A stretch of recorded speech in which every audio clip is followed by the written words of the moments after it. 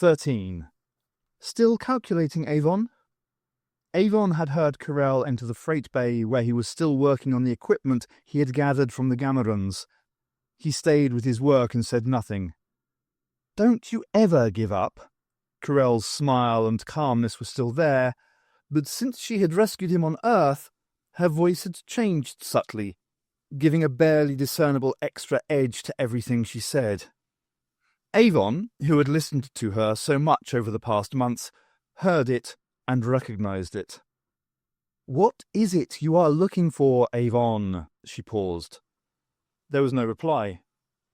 Fame isn't enough for you, is it? Everyone in the galaxy knows of Care Avon. You could fly into any one of 1,000,000 planets and have vid crews chasing you for interviews, along with Federation troops chasing you for arrest. But that's not it, is it, Avon? Something else drives you, and it's not the credits. Carell walked around the hold inspecting the work Avon had been involved in. Everyone knows you failed in the big theft, but if anything, that enhanced your reputation. And now you've got double the amount, and your pride can be satisfied. He looked up at her. Avon, I am not such a total fool as not to know what you were doing while I was out of the control room. A little subroutine out of the battle computers and into Finance 7, I imagine. Any time someone suspects a fault in the logic of Finance 7, the last place they will look is in the programming of Defense Computer 3. Avon retained his silence. But that was only a diversion, wasn't it, Avon? You never cared about the money. You had no dreams of what to do with it, did you? What does Care Avon do with credit? He is already the anti-hero of a whole galaxy. He could command any sum just to lend his name to a revolution attempt at any place in the Milky Way, or to solve some irritating little computer problem, even on an inner world. Avon could drive forever on Terminal up and down the galaxy, just as he could on Liberator after Blake disappeared. She paused. There was as near silence as is ever possible on a fusion-powered ship. What is it, Avon? What do you want? Carell gave a strong, heavy emphasis to the last sentence. These were the questions she should have been asking on Gouda Prime. Avon looked up. Peace and quiet, he said. Get out. Carell would not go. So, it is something else that drives you on, Care Avon. I wonder what that could be. Is it mind? Avon looked up sharply. Carell was behind him, unable to look into his eyes, which she wanted to do, but the reaction gave her enough insight. Yes, it's mind, Carell continued. You are haunted by the thought that somewhere out there is something or someone who knows a lot more about computers than you do. Oh, I know your great philosophy about everyone else being a fool. No one matters but number one. But that breaks down when someone or something else starts pushing you around. Ensor was your equal, but in a different field. He designed a new system. So did Muller. Your great talent, what made Avon the famous unbeatable Care Avon, was the ability to take a system and rebuild it for a new purpose. Ensor and Muller started from scratch, working in splendid isolation in wonderful little laboratories where assistants came and fetched and carried. You worked in the field, doing everything yourself. You take other people's systems and turn them upside down. At last, Avon had to speak. It's good to know who I am at last. Now, if you have nothing better to do, why don't you pilot this ship back to Terminal? Because my interest is in you, Avon. It always has been in you. Don't you realize that when you die, everything you have worked to achieve will be lost? You have developed a whole technology of machine manipulation, Avon. You are that technology. No one else can do it. Unless someone learns it from you, it'll be lost to mankind when you die. Poor mankind, said Avon. I feel sorry. His voice was thick with sarcasm.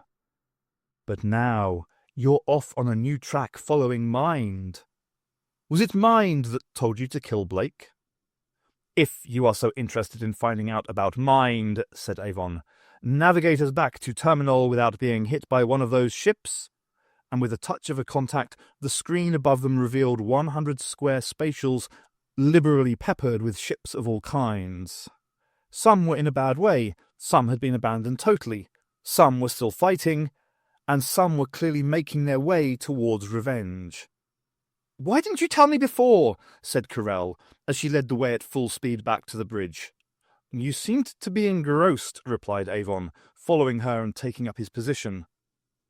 With all the skill available to her, Carell took revenge through a series of maneuvers which avoided those ships heading in their direction and around most of the action. As they completed the twists and turns and approached terminal from above its pointed north pole, she returned to the previous conversation. "What is mind, Avon?"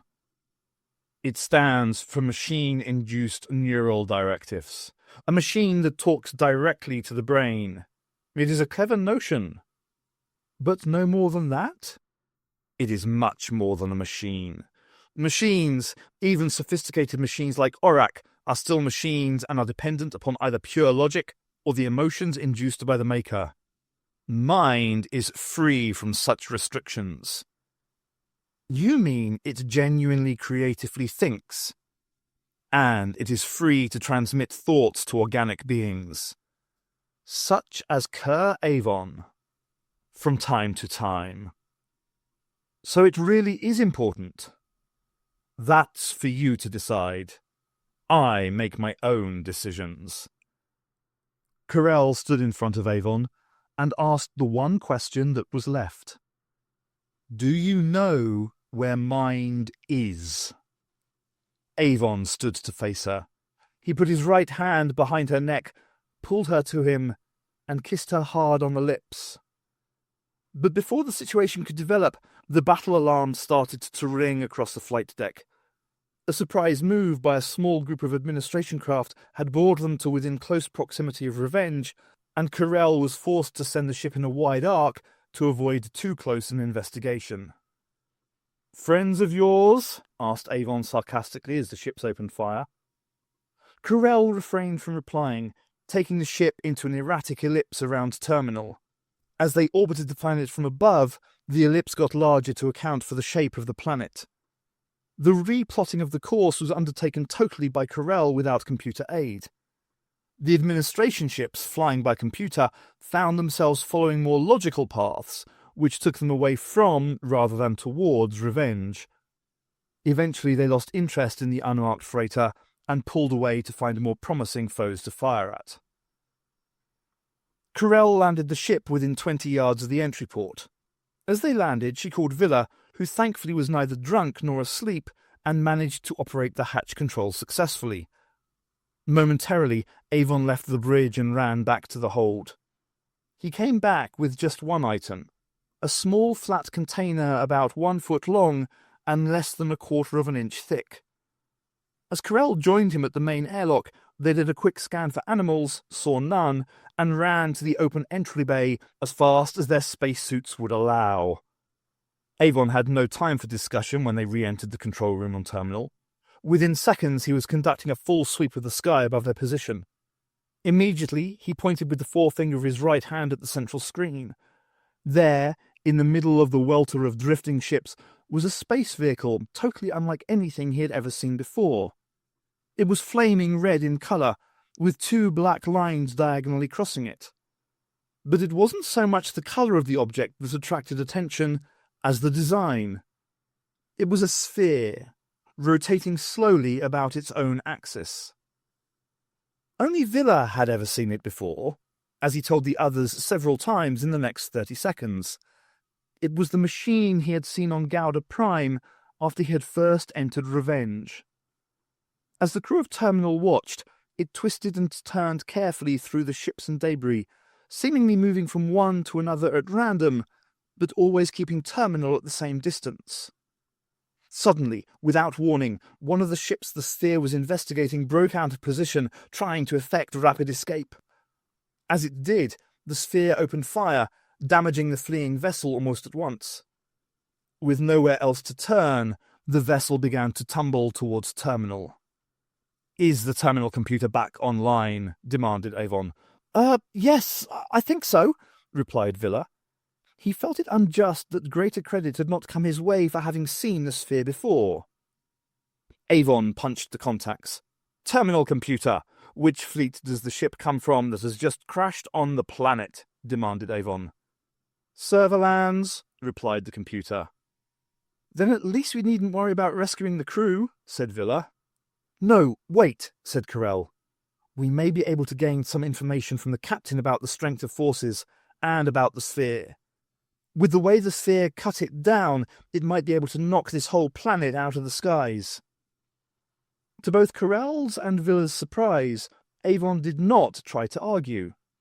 He looked at Carell curiously as a broad grin moved across his face. "Open the entry port, Villa," he said. Avon's voice was curiously flat.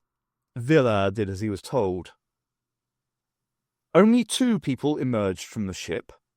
Both seemed ill-equipped to walk across the frozen surface of terminal, even for just a few hundred yards, and one particularly appeared to be wearing footwear that actually made walking on any surface difficult. The tigers and the mammoths that Villa had witnessed at Tarrant's departure had now passed on and been replaced by nothing more harmful than a race of long, thin-bodied bats which frightened and annoyed the visitors, but certainly had no ability to harm them. Through the gloom it was hard to make out the identity of the 2, save to say that one was female. It was not until the first of the 2 reached the spotlight at the top of the descent stairs that Villa realized he was letting Serverlan into terminal. Avon seemed far from surprised, turning to greet her only at the last moment as she entered, closely followed by Federation Captain Telon. "Avon, we simply cannot go on meeting like this," Serverlan announced cheerfully, walking straight across the room and taking a chair. A broad smile stayed on her face. "And Villa, too, of course, always faithfully by his master's side. And Carell." Serverland drew her head back. "Carell, you have disappointed me. I hear you have been cavorting with those degenerates in the administration. Not what I wanted at all." "Oh, Avon," she turned with an exaggerated gesture.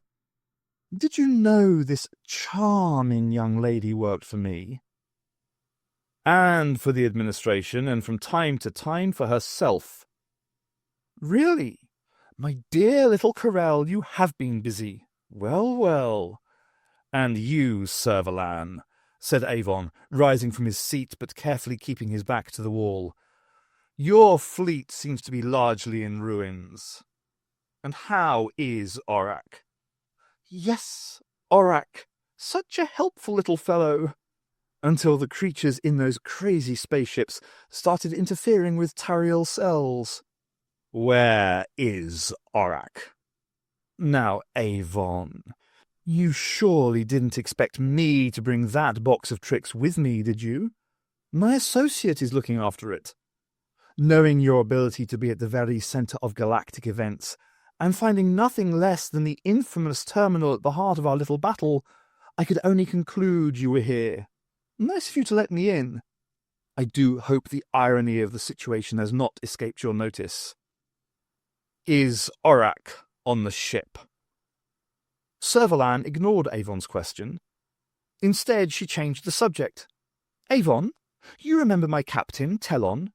We all met on Gouda Prime." Serverlan performed a long series of introductions.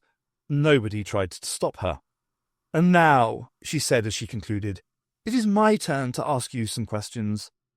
Avon, what is that sphere up there?" Avon retained his position, arms crossed, leaning against a wall, saying nothing. He was, for the moment, content to stand and watch. "Come now, Avon, I have Aurak. Wouldn't you like Aurak back?" "I doubt if you'll give it to me." "Oh, but I would, Avon, and helpful Caro too. My troops are poised to take over the administration. We have suffered some minor setbacks, but nothing permanent. The enemy's weapons are essentially useless.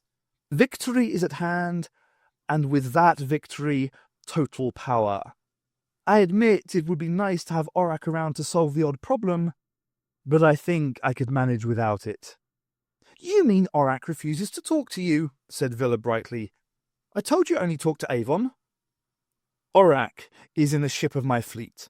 We can do an exchange, Avon. You tell me all about counteracting the Gamorrean weapons and all about that little sphere, and I'll give you Aurak. Looking back on it, Villa felt sure Avon was about to continue the discussion. He seemed in no hurry to reach a conclusion whatsoever. But at that moment Corell acted. She drew a gun. It wasn't a particularly fast draw, but she knew that no one was watching her. As she drew, she shot. The laser ray missed Servalan's heart, but took her clean in the stomach. The one look on her face that remained in Villa's memory was surprise. The one word she spoke was, "You." It could have been a statement or a question, but there was little energy left in Servalan for the niceties of inflection. Even Captain Telon was too surprised to act. By the time he thought of it, Avon had him covered. Corell's calmness and smile stayed, even as she spoke in bitter tones to the dying woman. "Monoceros, Servalan! Remember Monoceros!" It was unclear if in the best of health Servalan would have remembered the little-known star cluster by a rebellious Federation planet. Certainly, in her present predicament she did not. She slumped to the floor with a hand outstretched. By purest chance it stretched towards Villa. He retreated as far as he could. It seemed an obscene gesture. "Monoceros!" Corell was annoyed at the lack of response from the half-dead woman. In a fury, she kicked her in the ribs. "You destroyed half of it, Servalan." Villa thought he began to understand. He moved across to Corell to comfort her. "She killed your parents there, right? Corell, I'm so sorry." Corell pushed Villa away, with a touch that sent him tumbling backwards halfway across the room and into the arms of Telon. It gave the captain an opportunity to make a move to save his commander. He didn't take it. "No, of course my parents weren't on that pathetic little backwater. My parents are Pro-Vice administrators on Earth in the Terran administration. But on Monoceros we had an excellent revolution brewing. For years I had foregone the luxury I could have legitimately claimed on Earth as the daughter of senior officials to cultivate that revolution. It was growing. It would have been a wonderful revolt. And then this idiot commissioner comes along and blows them all to bits." Villa was bemused. For the moment, the dying Servalan was forgotten at their feet. "So you had split with your parents to run the revolution on Monoceros?" "Look, Villa, let me spell it out for you. The administration has known for years that it is threatened by possible attempts to overthrow its power by fanatical military elements in the Federation. So I and a handful of others had the job of organizing occasional revolts in the 4th Sector. The revolt we had brewing in Monoceros could have tied up Federation military forces for centuries. I would have been decorated and honored and had my position in the administration more than assured. Then that maniac Servalan found some grievance with the locals and burned up most of them in one go. With that, Corell sent 2 further blasts into Servalan and watched coldly as the former president of the Federation and one-time supreme commander of its armed forces in space stopped moving and lay motionless on the floor. Corell seemed to feel no further need to explain herself, but Villa was unsatisfied. "You're saying that the administration deliberately stirred up revolts against the Federation? I don't believe it. Give me another example. Some planet I've actually heard of." "Gouda Prime," said Corell. "You don't mean you and Blake?" "Blake was a demented wreck by the time we found him. He got laser burns, radiation burns, star burns, and cerebral burns. Someone had patched him up on a deadbeat planet, but not done a very good job of it. The administration took him in, repaired his skin as best they could, and restored him to something like a quarter sanity. Then we put him on a nowhere planet and let him start his revolution. Except that the poor fellow had been through so much that he had lost his real ability to lead. He bumbled around and attracted a few idealists with more emotion than sense, and lived on his name. It was genuinely sad. Then we told the Federation Command he was there fomenting another revolution, except that by then Blake couldn't even ferment a capsule of soma. We had to keep sending him more supporters to replace the ones he'd just shot because he felt they were Federation agents. And finally, out of the blue, comes the gallant Avon and company. "You mean we weren't part of the plan?" asked Villa. "Not at all. It didn't matter too much because we'd kept several divisions of the Federation's senior officers on the hop over Blake for nearly a year. But your sudden appearance took everyone by surprise. We had told the Federation Command that Blake was on Gouda Prime, but we certainly didn't tell anyone else, and Blake had no real way of communicating beyond that one star system. So I rushed in to find out what you'd got up to. Only by the time I arrived, all I could find was Kerr Avon." As Carell finished her explanation, she heaved a sigh of relief, letting out the tension of a long campaign. She turned her weapon to one side and brought her mouth close to it, and spoke a soft word of command. In one corner of the room, a blue haze began to appear, grew deeper, took shape, and turned into an 18-year-old with cropped hair. As the girl's form completed, she stepped forward and handed a ring to Carell. Carell turned to Avon and Villa. "Let me introduce you," she said with a smile. "This is Doreen, supposed mastermind of Servalan's strategic operations, but in reality, a loyal agent of the administration." The words had little effect on Villa. He continued to stare at the corner from which Doreen had appeared. "Teleport?" he said. "You've got teleport!" Carell adjusted the ring on her hand and looked at the thief. "Poor Villa," she said. "You still don't follow, do you? It's not about Servalan and Avon. It's not about people at all.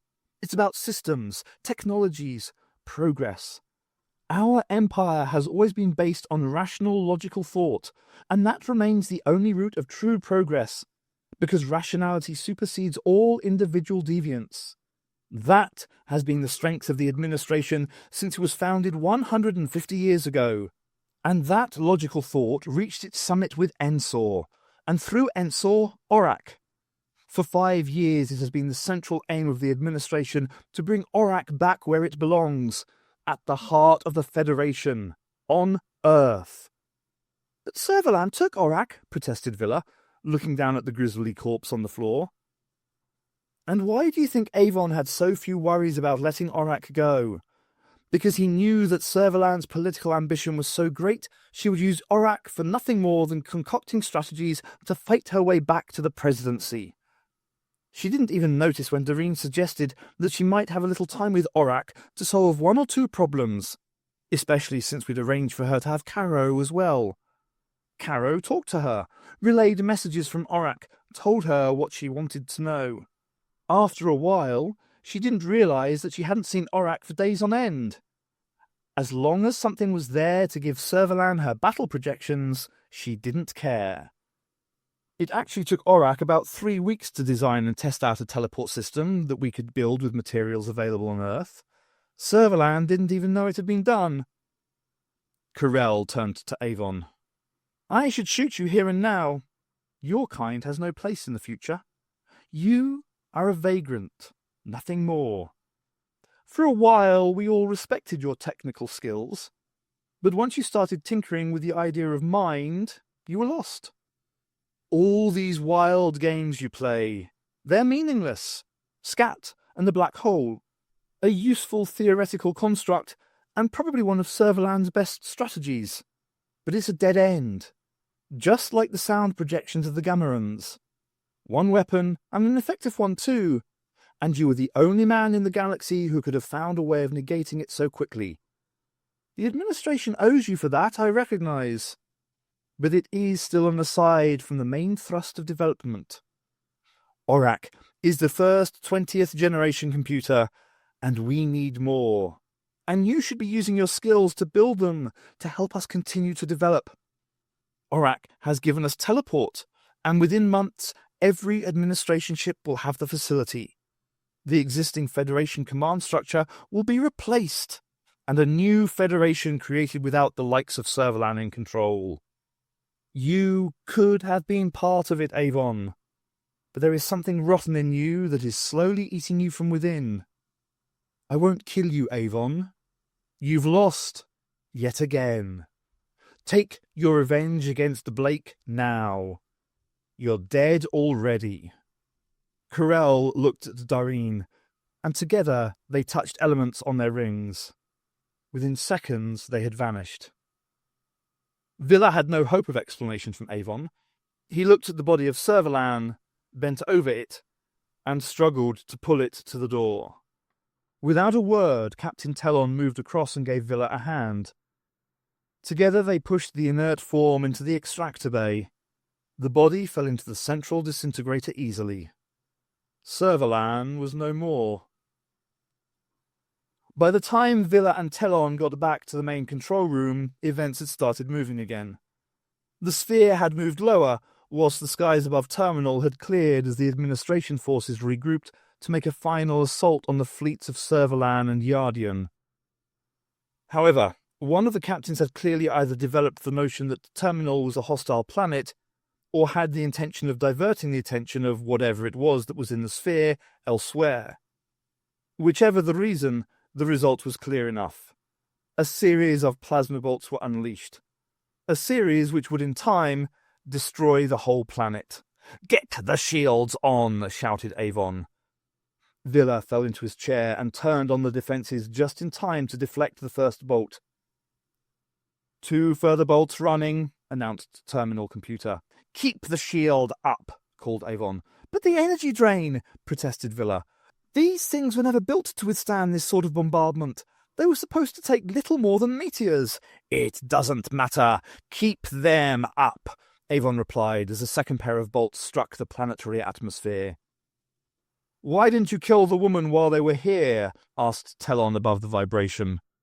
"I must be getting soft," came the reply. Avon continued watching the screen intently. "Now," he said it to himself, but loud enough to catch Villa's attention. A beam was passing out of the sphere. It hit the ship responsible for the bolts, and must have caused some damage, for immediately the attack on Terminal was broken off, and the ship made a rapid departure. Distractedly, they watched as the sphere came lower. It landed gently, only feet away from the main exit bay. A door in the side of the ship opened up, and a short ladder came down to the ground. Then all was still.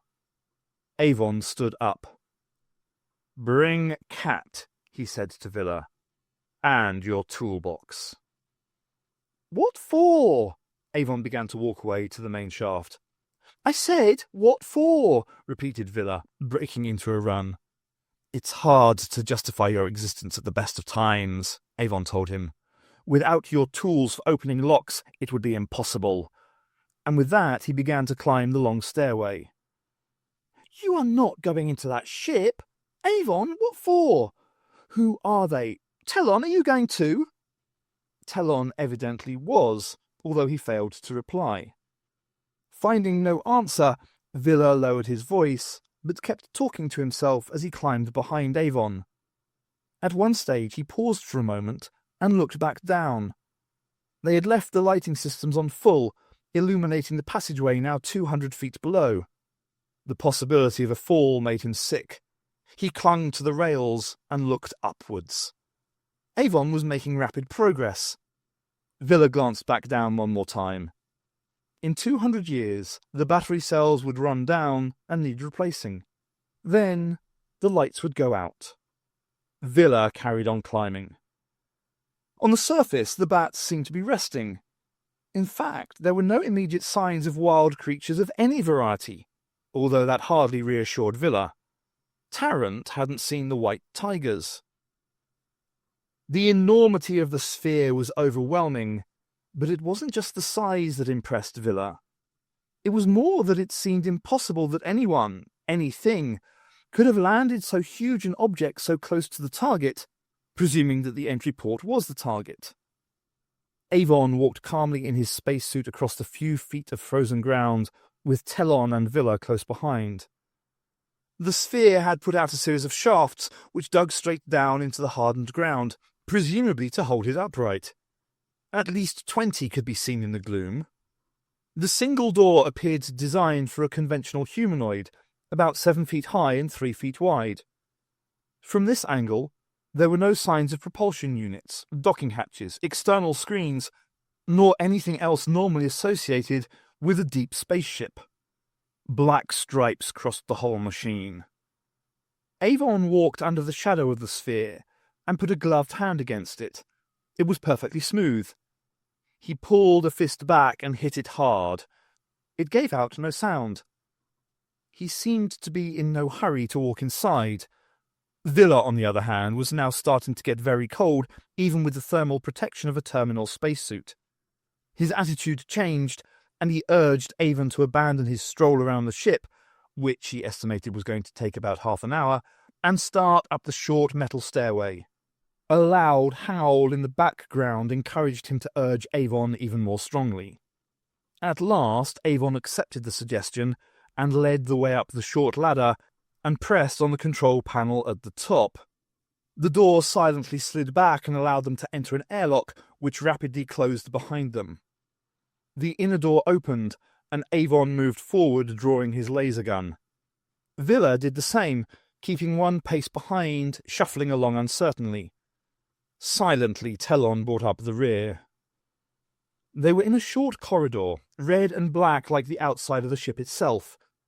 2 armed guards approached, but pulled back into a side corridor immediately they saw the guns. A voice came on the intercom.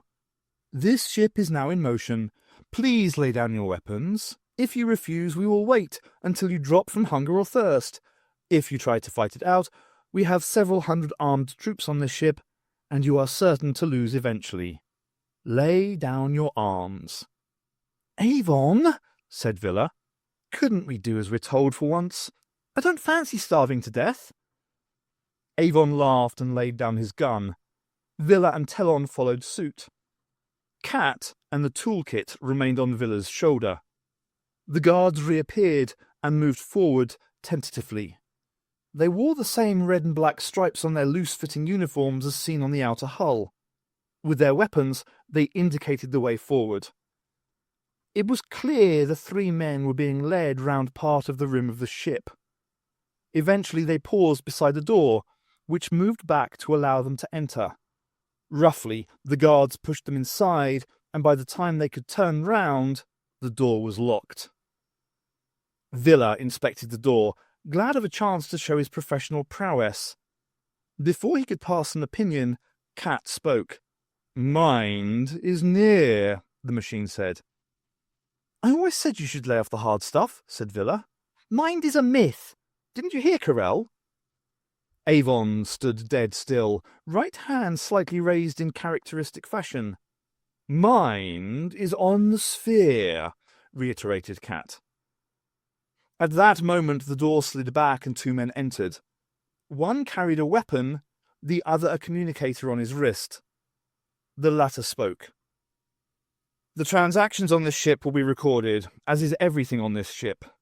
"Making an archive?" asked Villa, but the comment had no effect. "Your names?" Villa had an idea. "We are wanted men. The Federation, the Administration, Surveillance troops, the Gamorreans, they are all after us. And if they know we are on this ship, they'll be bound to attack you. So, why don't you just put us back down on terminal, and we'll get back into the control room there and stay put, and you won't have any further problems from us. We're the enemies of everyone. Just like you, I expect, only for different reasons. Well, maybe the same reasons, or maybe no reasons at all, or perhaps you're not enemies of the Federation. Well, we're not either. Not in the full sense. You have your war, we have ours. No point in getting all mixed up, is there?" Villa stopped talking. It wasn't so much that he had finished saying what he meant to say, as that he had actually lost track of what it all meant. "Your name?" repeated the questioner. Villa gave the truthful answer. The questioner's communicator clicked, and pictures appeared on the miniature screen. You were with Blake. Blake? Oh yes, we were with Blake. Like I said, enemies of the Federation. You know Blake, greatest outlaw of the age. Died, you know. It seems the computer thinks you are who you say you are. And if you are, the commander would undoubtedly like to see you. Sir, would you step this way?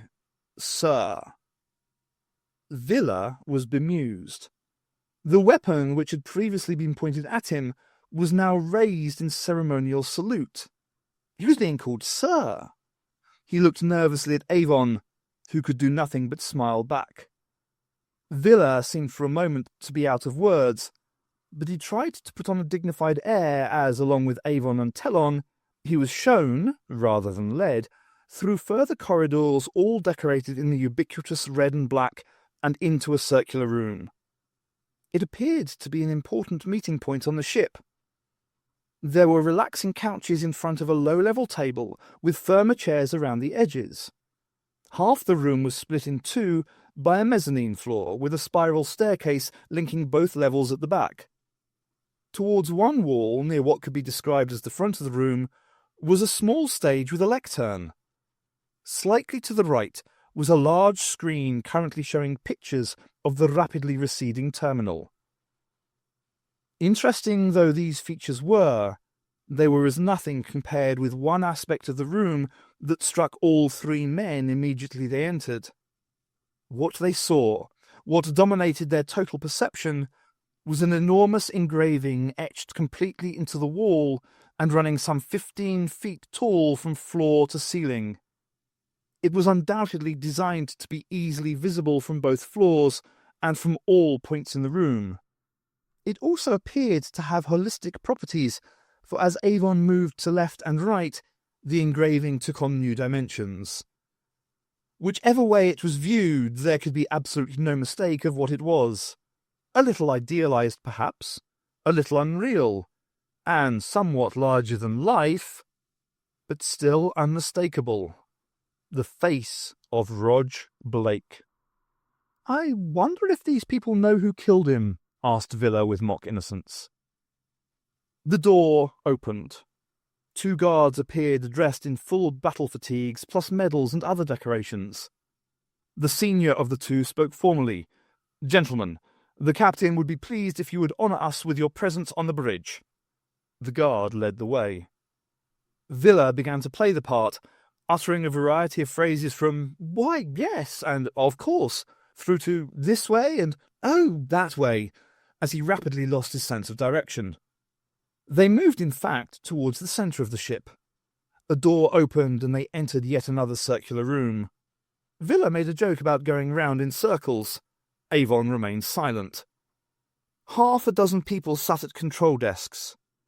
Around the walls, giant screens showed various aspects of nearby and distant space, except in one spot where a red and black flag had been unfurled. The officers at their posts, all neatly decked out in loose-fitting red and black, smartly stood to attention as Villa, Avon, and Telon entered. The captain, staring intently at one of the wall screens, took a moment to turn. As she did, a broad smile crossed her face. To Villa, she was beautiful. More beautiful than Corell. More beautiful than anyone. Everything about her suggested something deeper than Corell, from her heavy fighting boots to her shoulder-length brown hair. There was also something a little disturbing, something vaguely familiar about her. Whatever reservations Villa had about the woman, they were not enough to make him not want to make full use of the circumstances that fate had pushed him towards. He seemed to be a hero. He had been with Blake from the beginning, and these people seemed to have a thing about Blake. So maybe the captain could have a thing about Villa, too. Care, Avon. The captain moved towards Avon with an outstretched hand. Avon took the hand, kissed it gently with mock ceremony, and looked at the girl. Villa rubbed his eyes. Just his luck. The woman knew Avon. She was probably his long-lost lover. Villa coughed and gained Avon's attention. Won't you introduce me to the lady captain? He asked uncertainly. I'm sorry, said Avon with feigned politeness. This is Villa Restal, good at stealing, worse than useless at anything else. And this is Telon, a captain in what was Servalan's fleet. He turned back to the captain of the sphere. This is Tor. He paused for a moment and looked back at the woman. Tor Avon, my sister. Also, I presume, if not Mind, the creator and operator of Mind. I see you have been using your little box. Most ingenious. If you mean cat, said Villa, it was actually discovered by me. But built by my brother, said Tor. He has always been too modest. Finding Avon's sister in charge of a ship with a massive hologram of Blake on the wall, combined with the news that Avon had built Cat, and then presumably deliberately let him find it, was starting to threaten Villa's sanity. But to have Avon described as modest was too much. Villa asked Tor for more information in the hope it might convince him he wasn't going mad after all. The ship is called Blake 7. The statement didn't help Villa's state of mind. It is named after your one-time compatriot and yourselves. It was designed by Mind, which is myself, as you guessed, operating in conjunction with a computer system I designed, which is now fitted into the ship. This is the flagship of the revolution. We are taking the opportunity of this infighting to destroy what remains of Federation and administration power, and to liberate the galaxy once and for all. So, you are the inheritors of Blake's little visions. Tor turned to her brother. We never did see eye to eye on political matters, did we? But, to my followers, you are our heroes. I don't deny that I've got to the exalted position of leader of this revolutionary party through happening to be your sister. The new Freedom Party will welcome the chance to pay homage to two of the men who stood beside Blake. That's not all he did, said Villa quietly. Tor seemed to relax slightly. She patted both men on the back. Come on, I'll get you some food and a drink, and we can all offer explanations. You've come a long way since we last met, said Avon, as they made their way to the higher levels. I just chose an interesting field, Tor replied. Neural and Tariel, an interesting combination which produced Mind. But don't be fooled. Mind has never done a fraction of the things people say it has. Just as the real Blake 7 were never like the legend. They entered a refectory and sat down to a well-stocked table. You know what it was like? Asked Villa nervously, helping himself to food and noticing the distinct lack of wine. In Afterlife, images grow bigger. The people need them to help belief. You wanted Blake dead, and you wanted me to kill him, said Avon. Villa spat out his mouthful of Taniel seeds and honey in surprise. Seeing that you have been carrying around possibly the second most hated woman in the galaxy for the past few months, you've probably learned that the administration used Blake as a pawn to keep the Federation extremists occupied. Blake had already turned into a homicidal maniac, but a maniac with a massive following around the galaxy, which was a total embarrassment to the Federation. If people had started seeing what he had become, we would never have held the Freedom Party together.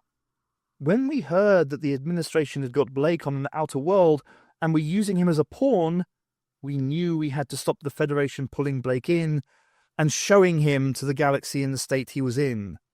So I put Mind on Blake and on you, my dear brother.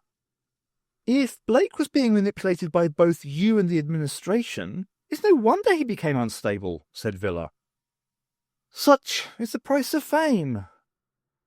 And when the shooting was over, you used Mind to suggest to everyone within the dome that they were under attack from all sides, and of course they evacuated. Tor smiled. You are the great survivor, Care Avon. I've had you in my sights since the day you found Aurak. Mind feeds into Aurak, is boosted by Aurak. Aurak is the greatest aid to the development of neural deviance there has ever been. It was the greatest fortune that the person who should stumble on Aurak was you, another thoughtless thug like Servalan. I realized that you were getting suspicious when you started chasing after Blake. It took you longer to realize it wasn't the man that was the key, but the machine. And even on Gouda Prime, you couldn't be sure which it was. So you had to kill Blake and let Aurak go, just to make sure you had eliminated all possible sources of neural deviance. Poor Blake. There really was no need for him to die at all. Suddenly, Tor's manner changed. She began to talk more slowly. As a reward for your hard work, you've become a hero of the people. So what do we get for our troubles? Asked Villa. Choose your positions, Tor announced. When the revolution is over in a week or so, you can name your place on the High Revolutionary Council. You'll have to work, of course. There will be no more creaming off the riches whilst the majority starve. But you will be respected. You mean spend life as a stuffed dummy being paraded in front of the crowds on Revolution Day, Independence Day, and probably Tor's birthday too, Avon said. It needn't be like that. This is a people's revolution. We are breaking up the Federation. The way it was held together with fear and armies is over. All the drug-induced labour forces, hardly people at all, existing in domed cities. All the economic methods they used to rape a planet of its minerals whilst forcing it to borrow from the central banks.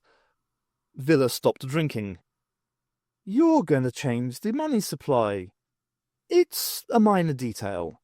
You'll be given a hero's apartment on Earth in Dome 4. You'll be treated well and have power. But not the sort of power that Servalan wielded. Only an apartment? Asked Villa. I thought we might get something a little more spacious, like a palace or two. Tor laughed. This is the Freedom Party revolution. For 2 centuries, the masses have lived in poverty, while the few at the top have lived in total luxury. Those days are over. Another invention, asked Avon. The way to end all poverty. Tor looked uncertainly at him, then went on speaking more rapidly. The answer was on Scat all the time, Signum from the grass, and on Terminal, new ways of producing food. And with the Gamorans going off to find new food supplies. But you knew all that. It was there in front of you, the secret on which mind is built. That is what I really found. A great universal constant on which all life depends. More fundamental than carbon or DNA. An invisible constant that applies to life everywhere in the galaxy. Tap into that, and you tap into everything. You can communicate with all levels of life. Scat, Terminal, Gamma, they all found it. On Scat, they got sidetracked into looking into new dimensions, apart, that is, from when your own little box of tricks was creating mental images that blocked everything they were trying to do. On Terminal, they let it get out of hand by trying to go too fast. And on Gamma, they only wanted to use it to help develop their sonic interference. They were all blind alleys. Tariel and Neural. That's the only real battle now, and I shall use machine-induced neural deviance for the people. With you by my side, brother, we shall win, and I shall be recognized for what I am. The greatest computer genius in the galaxy. Greater even than the famous Care Avon. Together, we shall build the final link. A neural teleport. Avon looked at his sister curiously. Are you sure you can win this war? He asked. This ship is revolutionary, and we have 3 more like it. We have dedicated troops, and most of the destructive work has been done by the rivalries between the various factions. Now the Gamorrean weapons have been dismantled by some counterbeam worked from Earth, we can move in. Yes, the counterbeam was a fortunate development for your revolution, said Avon. Tor refused to recognize fortune. As heroes of the revolution, you must rest now. and prepare for our final advance on Earth. I'll show you your rooms." They walked slowly through the huge ship to the dormitories high on the 8th level. As she left, Villa looked at Avon. "She's quite mad," he announced simply. "Quite probably," said Avon. "What's all this business about talking with the plants?" "It's been a possibility for a long time. There is energy in every life form, and all based on the same basic principles. Find an underlying force behind the principles, and you are halfway to harnessing the ultimate life force." "What does this life force give her?" Villa asked. "Power. Total power to control. As she says, it is probably what is behind mind itself, a fusion of this basic life force Tor has discovered, plus her own computer genius. If it works, she should have total control over every single living being in the galaxy. Whatever she thinks, everyone can think. And like all political fanatics, she'll believe what she feels is the right thing to do. Blake's ideals were never worth much at the best of times, but they're unlikely to see the light of day under Tor's rule. She will control an empire in a way that was never before imagined. Everyone, everything will live through her in the ultimate merging of carbon and silicon." "That's worse than Carell and her administration," said Villa. "It's even worse than Servalan. And you helped set it all up, Avon." "They all used you." Avon made no reply. He picked up the small red and green striped box Villa had been carrying and handled it very gently. It contained no control panels, just 2 small indentations. On Avon's face was a broad grin. Slowly, but inevitably, it was turning into a long, hard laugh.